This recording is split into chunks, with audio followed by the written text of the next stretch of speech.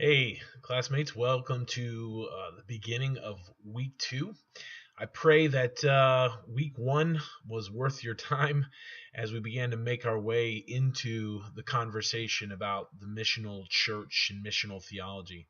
So last week we set the tone right from the get-go and really established that missional theology emerges out of a sense of disestablishment as the church no longer stands in the center as the prominent force in the Western culture.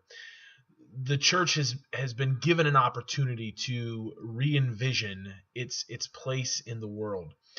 And then we turn from that to a conversation about what it means to say that we have a missional hermeneutic, a way of reading the text of Scripture through the lens of the Missio Dei. What does it mean to engage the text in the belief that we have a God who is tenacious and unyielding, who is a sending God, a God who in of himself is sent into the world in person of Jesus Christ, but then throughout the course of the entire scriptural narrative and throughout history, that God has been sending and activating missional agents into the world for the sake of the kingdom.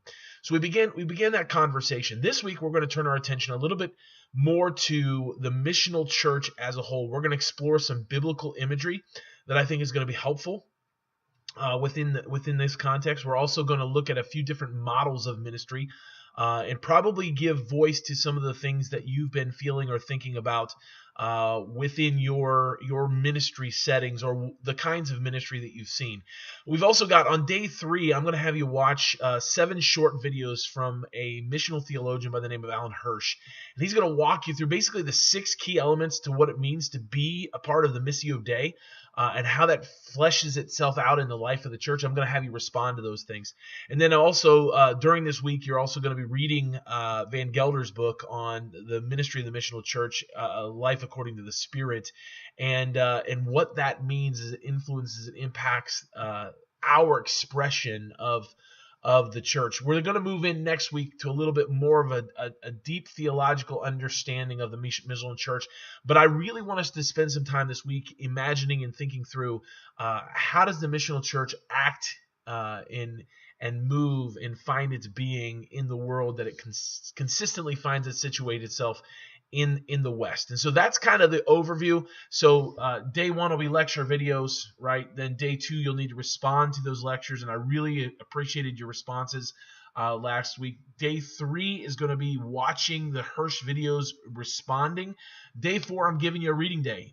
Take advantage of that time that you'll have just to spend some time reading. Day 5 is the nugget, the one nugget, responses, and then also peer dialogue. And then we'll move into day 7, which is the Van Gelder reflection essay. So again, if you have any questions, feel free to email me. If you have any questions, make sure you're putting them on the peer dialogue as well.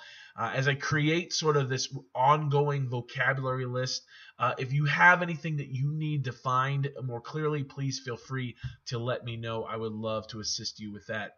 Again, I hope that your first week was worthwhile.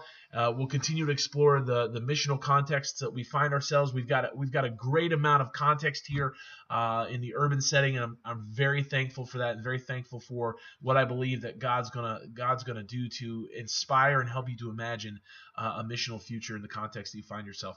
So I will be posting lecture 1 by 7 a.m. on Monday morning.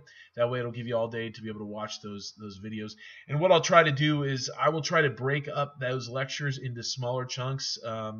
Again, this being my first time, I did 2 30-minute chunks and probably need to break those down into about 7 to 10-minute chunks. And so I'll work at doing that as we move forward as well. Thanks, and have an awesome week.